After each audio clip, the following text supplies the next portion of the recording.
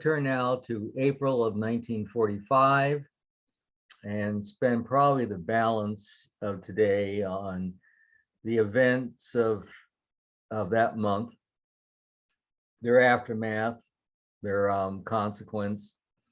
This is FDR with the Prime Minister of Canada. His name is Mackenzie King. This picture was taken actually about mid-March of 1945.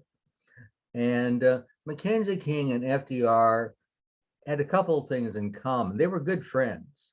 And one thing, of course, they were allies in the war. But one thing they had in common was that both served a long time in public office. FDR from 33 to 45 as president. And I forgot the number of years, but Mackenzie King was Prime Minister of Canada for many, many years as well. They had known each other, this is 45, they'd known each other for 20 years. And one reason they were close was polio.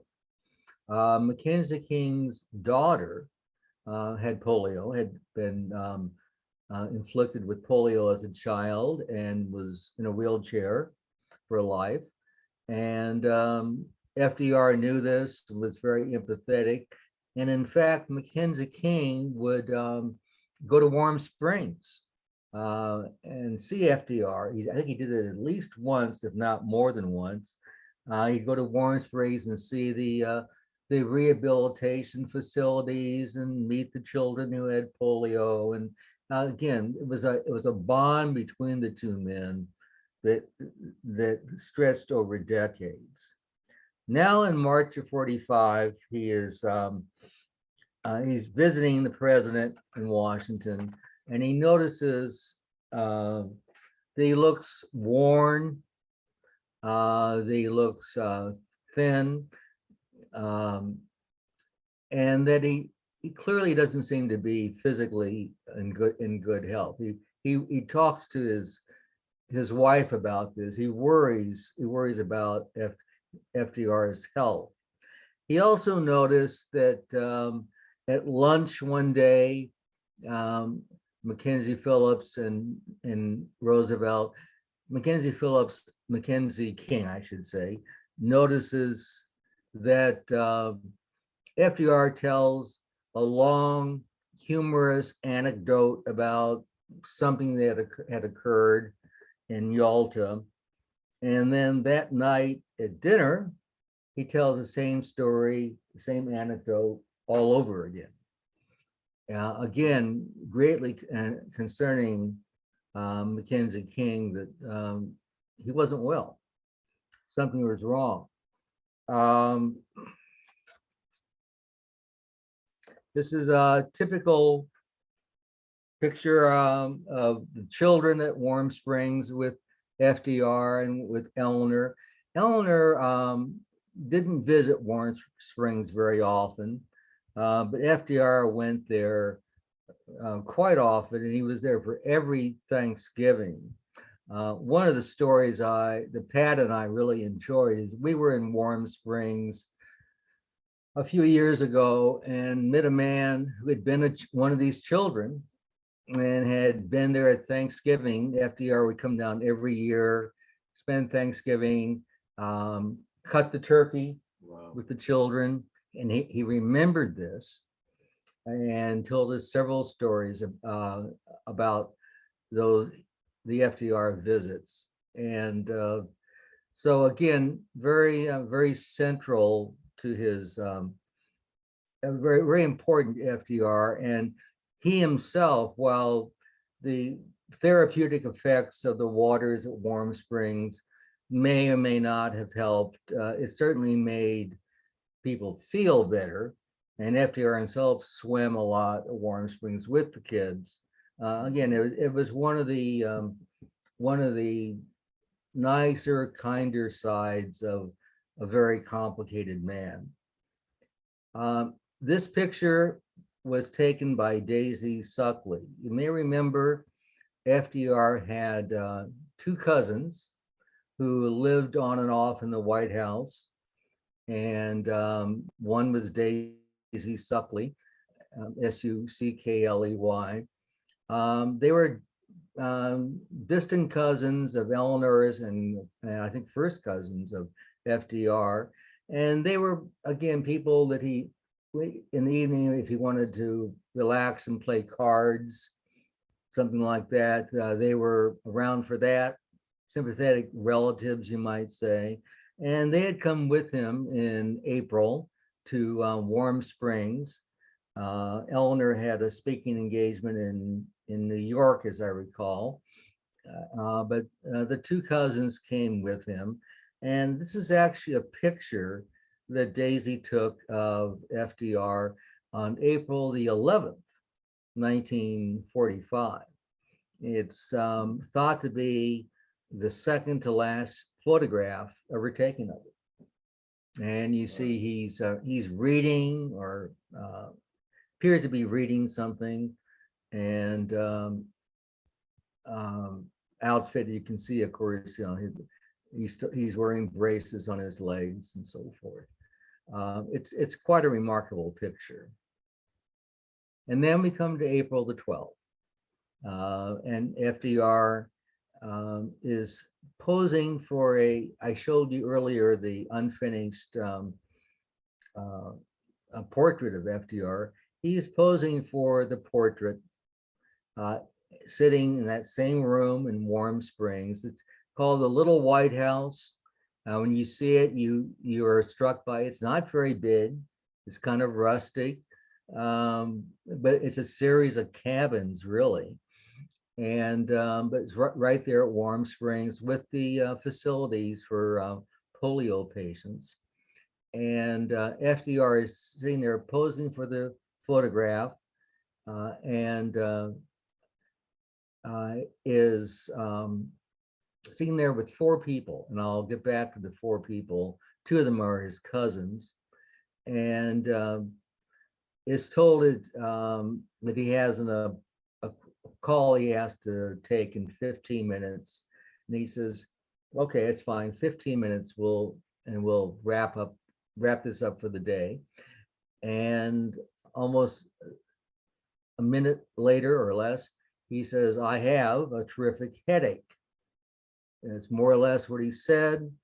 Put his hand to his forehead and passed out. And in fact, what he had suffered was the same thing that Pa Watson had suffered on the way back from Yalta, a cerebral hemorrhage, massive cerebral hemorrhage. And he would die within the next 2 hours. People differ on how long, but he did not. He was taken to his bed, never regained consciousness, and was dead. And this is the Augusta Chronicle. Again, Warm Springs is in Georgia. Passing America's president comes unexpectedly in Georgia. You can read that for yourself. Also, you'll notice there's still war news. Jap planes blast ships off Okinawa. Remember, these men are fighting in ferocious combat, Americans and Japanese, when they get word that FDR has died, which they get about April the 13th of 1945. President loved the little town of Warm Springs, right next to Himmler decrees death to cowards in German cities. Four-time president, a great statesman. And oh, by the way, in a small story, Truman sworn in as the 32nd president. You'll see this. I look at a lot of newspapers. You'll see several of them, and it's interesting how Truman is relegated. This is actually a rare picture. This is the White House. This is Senator Truman, now the vice presidential nominee with FDR for re-election. This is taken in August of 1944. Of course, they would win. Truman would become vice president, Remember, he became vice president on January 20th of 1945. FDR dies on April the 12th. So he isn't vice president for very long, not less than 3 months. Uh, he's vice president. Um, After their election, and between, so let's say November, early November, first Tuesday after the first Monday in November of 44 until April the 12th of 45, Truman and FDR would meet, and there's some disagreement, but they met either twice or 3 times. That was it. FDR treated Harry Truman much like he had treated all of his other vice presidents. Harry is the fourth. Harry is the third, pardon me. John Nance Garner, Henry Wallace, Harry Truman. The vice president was, his principal responsibility was to preside over the Senate and inquire each morning about the president's health. That was about it. FDR never let any of his vice presidents into his inner circle. And we do know that the 2 or 3 times that Truman, as vice president or as VP elect and then vice president, met with Roosevelt, that they were ceremonial functions, that they were of no great consequence, and they did not discuss anything of any great moment, even though we are still at war in the Pacific and in Europe and around the world for that matter. They never had, Truman would say, they never really had a discussion of any substance. Kind of like today. Kind of like, yeah. No, we're not going there. The thing I will say is that among the things that FDR didn't get around to discussing with Harry Truman was the Manhattan Project. So Harry Truman, even though he had been a senator since 1938, Harry Truman, like almost everyone, knew nothing about the project to try to build an atomic bomb before he became president. I also mentioned, did I show this before? I don't think so. Chicago Daily Tribune. It's just actually out of order, but this is, again, the saturation bombing of Japan. Excuse me, I'll just skip that because it's out of order. Here's another account. FDR, wife arrives to escort body back to the Capitol. Again, Eleanor was giving a speech to a, I believe it was a woman's auxiliary group raising, selling war bonds in New York. I take it back. She was in Washington, and she was on the dais when she got word and was told that to please return to the White House immediately, that it was urgent. She wasn't told why, although she would later say that in the pit of her stomach, she thought she knew why. By the look of anxiety and sorrow on the face of the aide who asked her to leave. And being Eleanor Roosevelt, of course, she also had to fulfill her duties. So she first finished her remarks. She was speaking at the time, finished her remarks, and then said sort of casually, "Now, if you excuse me, I hate to be impolite, but I've been asked to return to the White House for some matter," I think she said. She did not let on her fears. But again, I think it's interesting about Eleanor Roosevelt that she'd first finish her remarks and then leave because she wanted to perform her duties.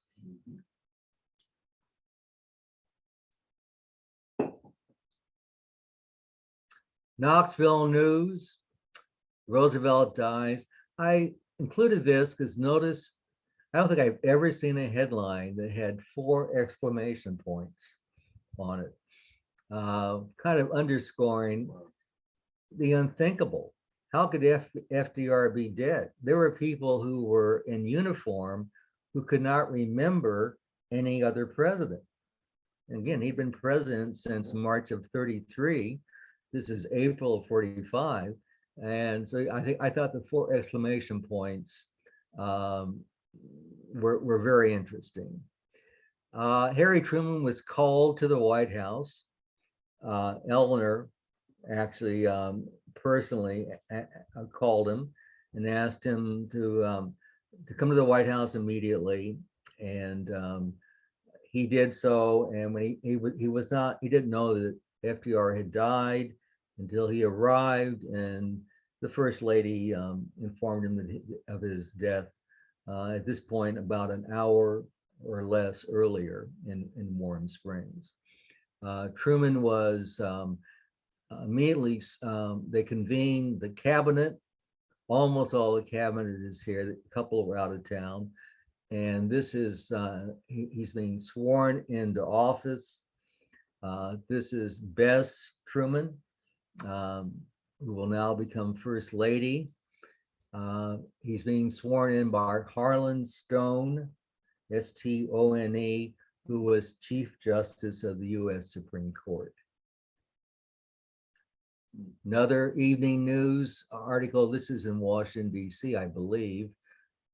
President is dead with the black border. I was struck by this headline. Truman told he's president, evinces great agitation. I'm not sure that's the most reassuring headline, but that's what it said. And it said he succumbed at 4:35, Warm Springs. And notice was exhausted after Yalta ordeal. I thought that was also worth noting. Let's see, there was something else. I guess that will do for now. The Bridgeport News in Connecticut dies at 63. Something I haven't mentioned, he was 63 years old when he died from his cerebral hemorrhage. Truman pledges continuance of FDR's policies. Something interesting about this is that I'm sure they put out some kind of a statement, but Truman did not actually address the nation in any way until he gave a radio speech 4 days later. I mean, today that would never happen, but it was 4 days before people could see him and hear him as president address the nation. Another photograph of Truman being sworn in. When Eleanor told him the president was dead, apparently the exchange went something like this: Mrs. Roosevelt, I'm so sorry. And Mrs. Roosevelt said to him, Harry, it's you we should be sorry for. Now you've got all the trouble. So, trying to comfort him. You notice in the background there's Sam Rayburn, the Speaker of the House. I can say I actually met somebody in this picture. And it wasn't Harry, it wasn't Bess, it wasn't Sam, it was Margaret Truman, his daughter. And Margaret Truman would go on to be try to be a singer, wasn't very successful while her father was president. She did go on to become an actress, and also wrote some novels. They were kind of they were mystery novels, usually based in Washington, D.C. Political mystery novels, and had some success.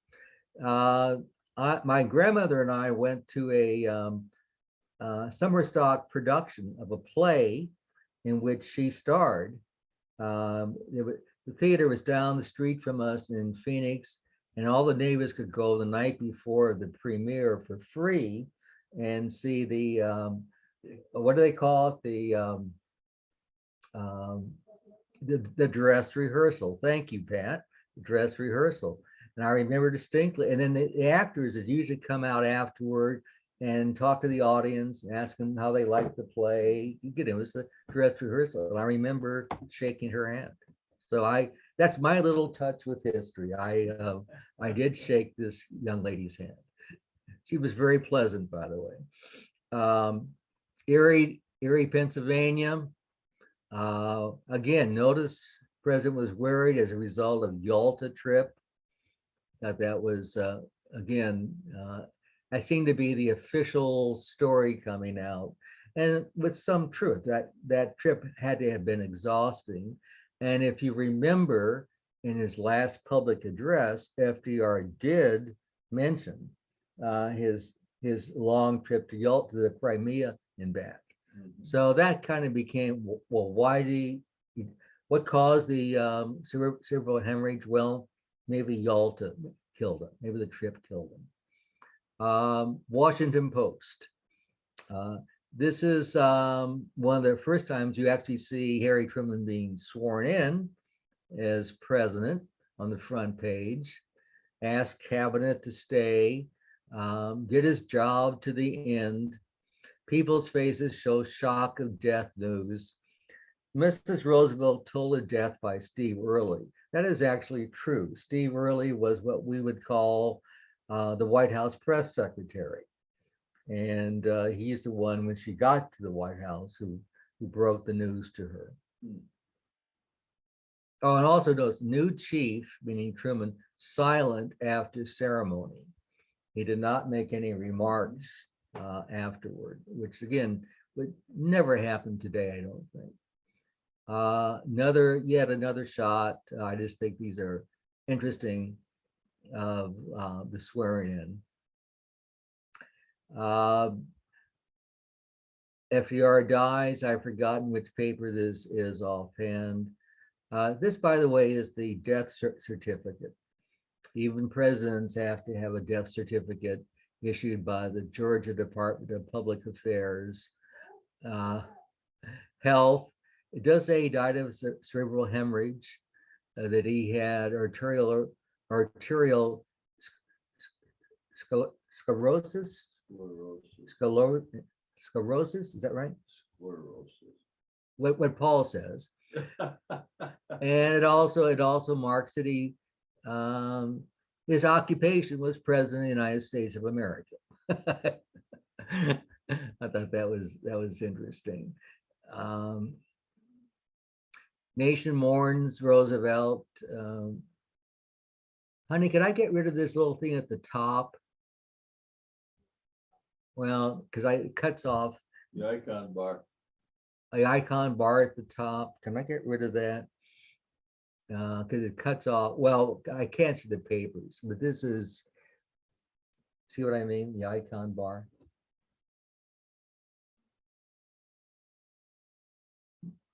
If not, we don't want to. Oh, wait.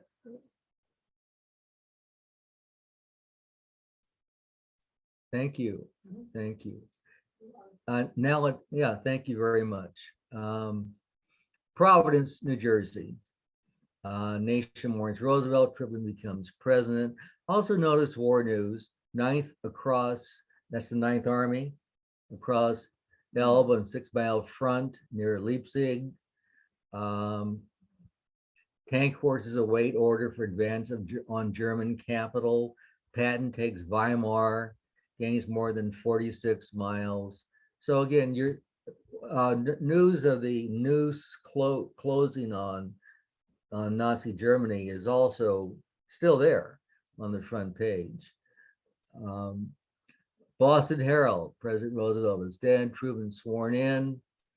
Again, all the new, this was something after I would have known before his death, that the Yanks battle last citadels, race for Berlin within 15 miles of Berlin. He would have known again how close the Nazi government was to falling in Berlin. Army says Nazis will end warfare in next few days.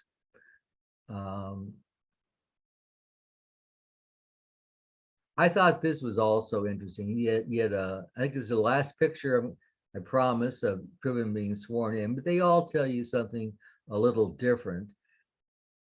I thought this was fascinating for two reasons. One, there beneath a portrait of Woodrow Wilson. FDR had, of course, worked for Woodrow Wilson as Assistant Secretary of the Navy.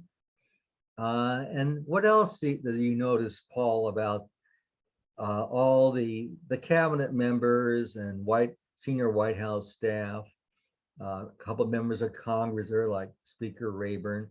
What else do you notice about that picture? There's Bess and there's Frances Perkins, Secretary of the Labor. The other one, everybody else is male. Again, reminding you of the seat of power in those days. I was gonna say shirt and tie, that's as far as I can get. Yeah, yeah. But they're also all men except for the spouse and Frances Perkins, Secretary of the Labor. New York Times. What, honey? Excuse me, Pat is telling me something. What?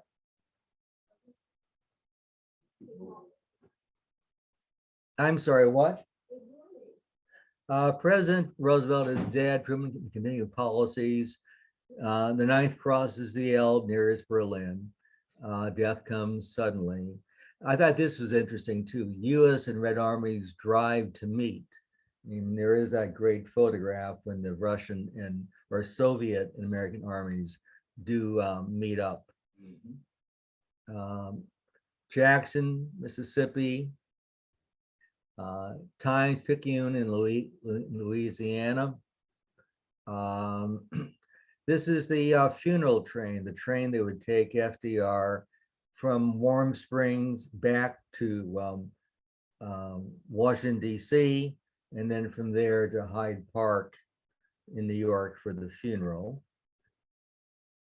FDR dead under his doctor's care for 10 days. That's not correct, but that's what it says. Indianapolis. These are similar, but I just think it underscores all these headlines in these bold print, what enormous impact this news is. This is interesting. FDR, world's champion of the common man, dies, from the Duluth, Minnesota newspaper. And this is, I only saw once. Dewey urges unity. Tom Dewey, the governor of New York still, who had been FDR's Republican opponent in the 1944 election.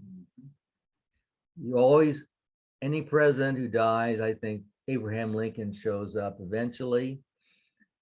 These dead shall not have died in vain, was in one of the newspapers. Essentially, Abe is telling FDR, you know, his work is done or almost done. Notice again to the very end, there's no indication that he's in a wheelchair. Chicago Daily News. Cleveland Plain Dealer. Roosevelt is dead. Truman takes oath. U.S. shootist, that would be parachutists, reportedly 20 miles from Berlin. You know, as the time of death changes from paper to paper, it was 4:35. Here it's 3:35. Maybe they forgot to count. Oh, I guess daylight time zones. Cleveland, got it. Arizona Daily Star. War-torn world reacts to shock. History-making fourth term ended by untimely death. Breaking the big three echoes around the globe. Suicidal Jap sink destroyer in Okinawa Sea. Ninth Army jumps Elbe to imperil Berlin. San Francisco Chronicle. LA Times. This is the Herald Express in Minnesota, San Diego. Roosevelt summoned by death to pursue FDR policies. Again, very few of these, again, showing you how communications have changed. Very few of these managed to get a picture of President Truman being sworn in on their front page. I'm sure it was for reasons of technology more than anything else. Plus, some of these are extras that came out in the afternoon of April the 12th. As you move west, it seems, this is the Oregonian, you begin to see Truman's picture more and more. It's just not the big news. Right, and it's not the big news. Warm Springs Mirror, a little paper in Warm Springs, sort of officially reporting president's death at the Little White House. Okay, well, that's fine. I like this picture. This is a gentleman named Graham. I forgot his full name, but Graham is his first name, Graham. Outside of the Little White House, and a blow up of this picture in much better resolution is the first thing you see when you enter the Little White House today, where they've kept it as it looked on the day of FDR's death. It's at Warm Springs. At Warm Springs. And this is the first picture you see as you walk in. Wow. And this gentleman was playing a hymn on his accordion. This is at the station in Warm Springs, Georgia, as they're about to board the casket where it's returned to Washington. This I thought you'd want to see. Greenville News, Greenville, South Carolina. Dixie bids farewell, FDR farewell, his body is borne to Washington. Isn't that interesting? Reich virtually cut in two by Patton. And again, there's not a great deal of sympathy for the firebombing of Tokyo, torch put to Tokyo. But again, I thought that was a wonderful headline. So Southern, Dixie bids for FDR farewell from our own Greenville, South Carolina News. This is as the body is being placed on the train. This is the same paper, just a larger version. And notice body of dead president is borne through Greenville. And a shot of the Greenville Railroad Station. This is a picture I was amazed I could find. It's the presidential train, and it is, you notice the cadets over here and civilians over here standing by their cars. You know where this is taken? Clemson College. Wow. Clemson College, not yet Clemson University. And they are waiting. The train actually stopped at Clemson for a few minutes. St. Louis Post-Dispatch. I thought this is a poignant picture. The newspaper, the newsstand, newspaper man expression speaks for itself. FDR lied in state in the White House, in the East Room. No one was allowed to see the body except for Eleanor. And there was the presidential procession through the down Pennsylvania Avenue to Union Station, and then the trip to Warm Springs. This is part of the procession. You know what this is, Paul? this is the old post office, which has now been converted to Trump Tower. But that is Wow. that is where they happen to be. And this is another picture of the procession. You can see the throngs that have turned out. I I've had the privilege, and Pat in most cases, of seeing presidential uh, funeral processions for Eisenhower, for Ronald Reagan, for Gerald Ford. I guess that's it. But it is an extraordinary event in Washington when there's a presidential funeral, or in this case, uh, lying in state in the White House. This is a color photograph, again, down Pennsylvania Avenue. Uh, most of the cartoons were something like this. So one of the soldiers, the commander in chief, has fallen. And this is Hyde Park. This is the funeral. And someone I've talked about a lot, the president's daughter, Anna, with in mourning dress, Eleanor Roosevelt, and they are arriving for what is actually the funeral. FDR is buried at Hyde Park, New Jersey. London Times, again, reference to the service at Hyde Park marks President Roosevelt's burial.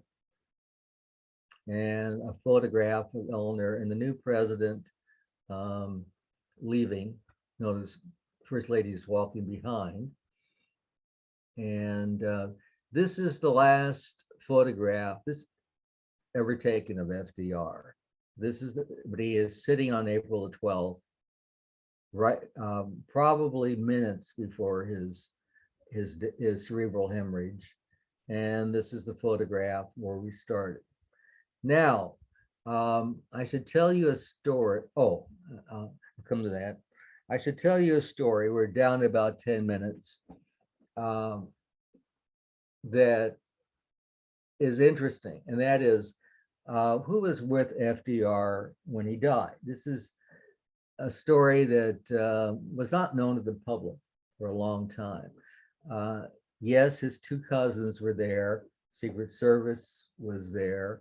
The woman, Mrs. Stroganoff, who was the portrait painter, was there, obviously, doing this portrait. And she was there with her good friend, who was Lucy Mercer Rutherford. FDR's great love affair of the late teens.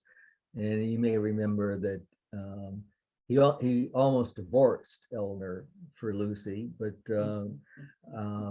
he was told by his mother that he would be cut off without a cent.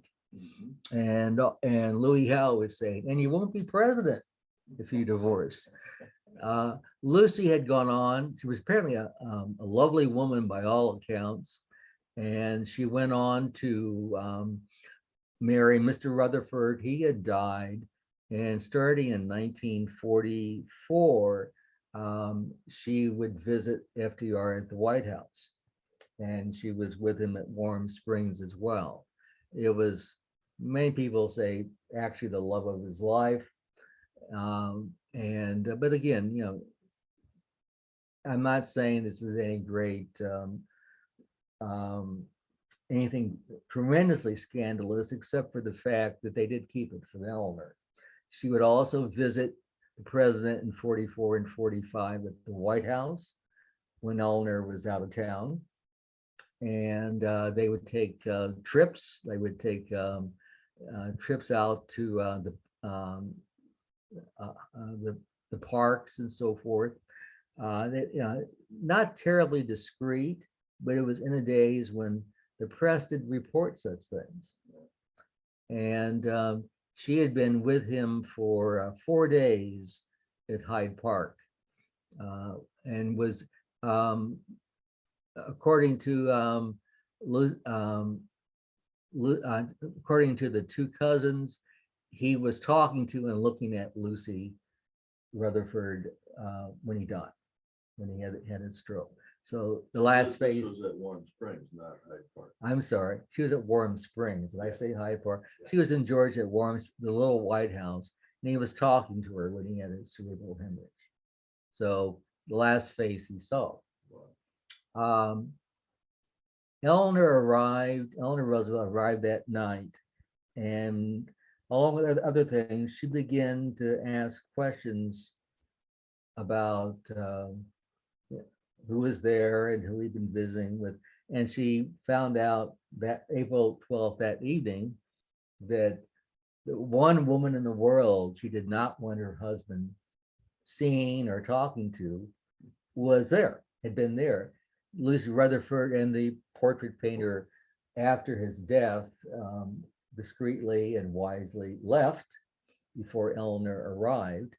But she found out for the first time that Lucy Rutherford had come back into the president's life after the death of her husband.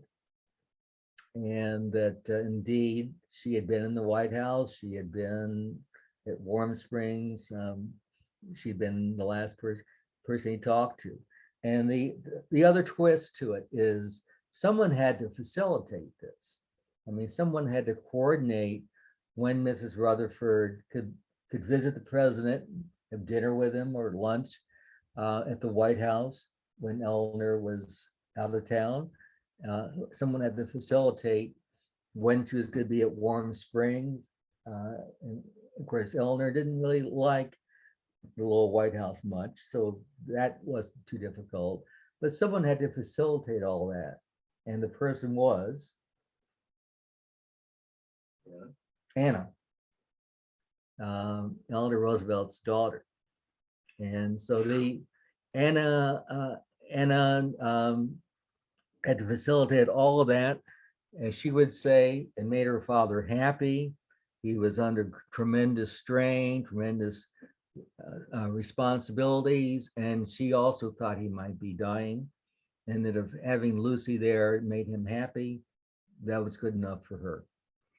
And so there was an estrangement, you might say, between mother and daughter. Eleanor, by all accounts, was heartbroken and livid, although she's such an intelligent woman, I doubted she was totally surprised. And they would eventually reconcile. And in fact, I showed you the photograph where Anna and Eleanor are doing a radio show together in 1949.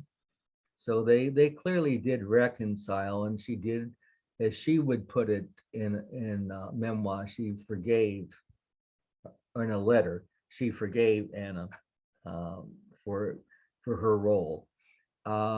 One thing that's very interesting, and again, it says a lot about both women before I conclude, is in the days after the funeral in Hyde Park, Eleanor went back to Warm Springs to personally pack up FDR's his clothing, his stuff. That's the word thank you, Paul. That's the word I was looking for, his stuff. And among his stuff, she found in a drawer a lovely watercolor portrait of Lucy Mercer that had been done about 1918, 1919, that he had kept. And what did she do with the watercolor? She gave it to one of the cousins and said, "This is a lovely photograph, send it to Mrs. Rutherford." So she did. I mean, I think that says something. She did. And there is a letter, we have the letter. Lucy wrote back Eleanor Roosevelt and thanked her for her gesture. And without getting into the obvious, she thanked her, she told her how important her husband had been to the nation and to her personally, and all the kindnesses. So, I mean, it's kind of unusual, but they actually exchanged pleasant letters. Lucy Rutherford also continued a friendship with Anna Roosevelt Bottinger, and in fact, Anna came to view her as a second mother, and and and again, Lucy Rutherford wrote Anna a lovely little letter, handwritten letter, uh, about telling her how much she loved and the nation loved her father, which she framed and put by her bedside. And for the next 20 plus years until she died, by Anna Roosevelt's bedside was this framed letter from Lucy Rutherford. Now I'll leave it to the psychiatrist to figure that one out. But I think that's very interesting in terms of the human side. The last photograph I'm going to show you is Winston Churchill could not be at the funeral because of wartime conditions. There was still a war in Europe, and also security measures. They had a hard time keeping him away, as you can imagine, but he did go to Hyde Park early in 1946. And actually, at this time, he's no longer prime minister. And this is Winston Churchill at the grave of his wartime ally. And you see Eleanor Roosevelt by his side. And in fact, Eleanor, ever classy, said, "Winston, I'm just going to leave the two of you alone for a while." And she left Churchill to his side, his thoughts at the graveside. And I think that's a wonderful photograph. All right. With that, I think we are out of time. Mr. Douglas, what, honey? Yeah, you can all, I was just about to say, you may all unmute if you would like, and we are open to questions.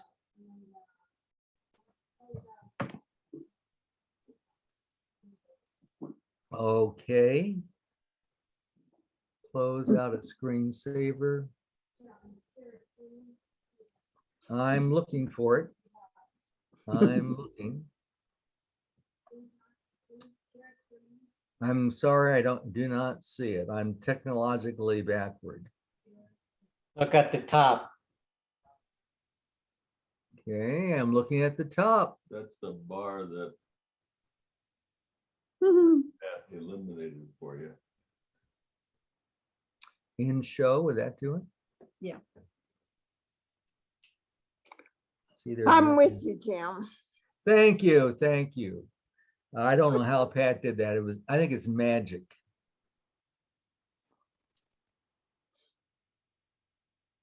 Okay. Please stand by. Pat is now doing this, so it will be done. We hope. Why is that showing up? Stop share, Yeah, stop share. there you go. Hi, folks. All right, we're open to any questions, comments, critiques.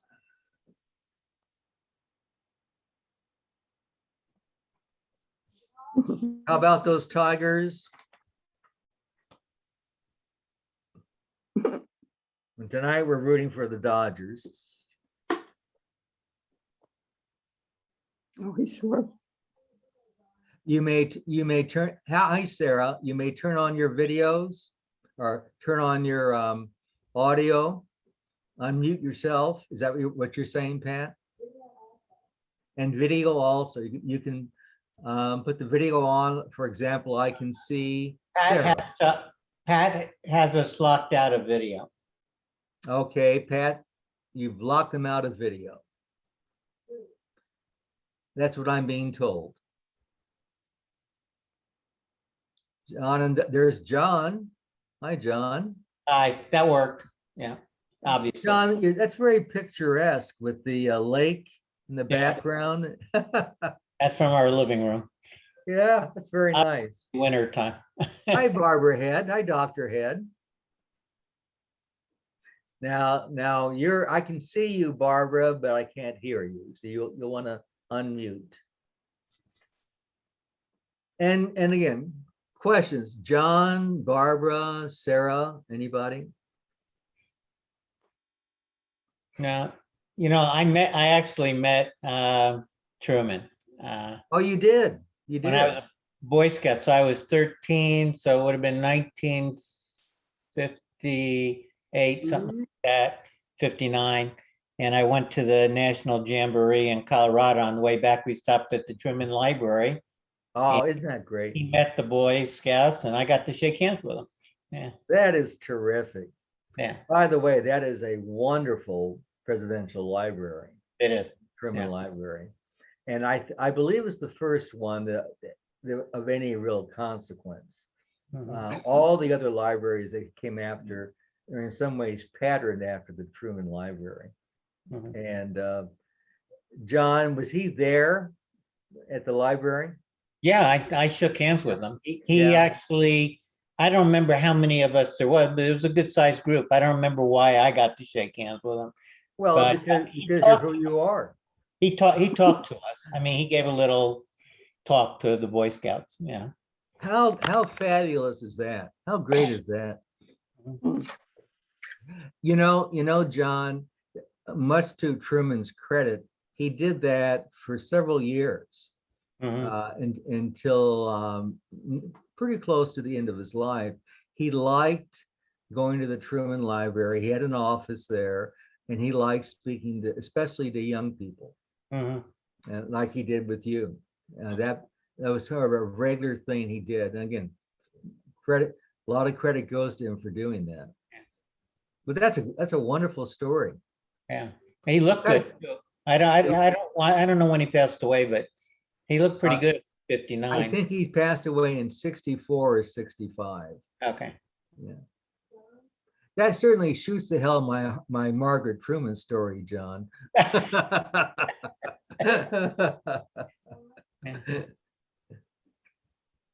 Don and Weinman, you have a comment. No, I just posted something about the thing in Nanjing when we were talking at the beginning. It's an FYI, but I was information I'd never heard about with the Japanese in So 19. just go to the chat and you can get the link. Well, I tried to make it work, but I couldn't. By the way, is the picture and sound better with our new device? Yeah, Yeah. One feedback I had, and Paul and I both had, was that the voice was a little fuzzy. And what I'm hearing we've only had this a couple of days, but what I've been hearing is that it's much more clear now. It's So very, yeah, that's excellent. And the picture's better too, for that matter.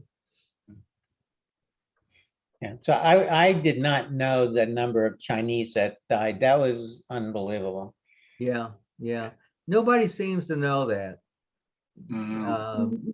The number, and these, again, majority civilians, many of whom were women and children. Well, this video goes into some excruciating detail. I had to turn it off because it was beyond what I could work with it. And she, as I said in the chat, she committed suicide after she published it. Uh, One of the authors, there were 3 women, and she was Chinese, and she had bothered her so much that she committed suicide after they published the video. yeah. Mm. Wow. Well, they were barbaric. Unbelievable. Yeah, yeah. I guess we're Eurocentric, maybe. We tend to focus on the barbarity of the Nazis. Yeah. And we tend to overlook the barbarity of Imperial Japan. But it was very, very much the same. Oh, Japan, that's true. Was that you, Barbara? Paul, do you have a question? I see you, I do not. Oh, or that's Paul Weiss. that's all. Sarah, I can see the top of your head. No. Other Question. questions? Other questions, comments? There is Sarah. Hi, Sarah. Any questions, comments? I enjoy this. Good. Good. I'm glad to hear that. It may just be that none of us can top John's story. Meeting Harry Truman and listening to, you have to remember what he talked about? No, I know you were a Boy Scout at the time, so it's been a couple years. yeah, yeah.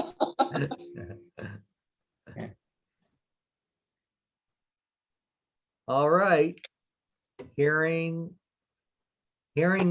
nothing further, I guess we can wrap this up. But hope you enjoyed it. We will, as Paul says, we will do this again next month, November 20th. November the 20th.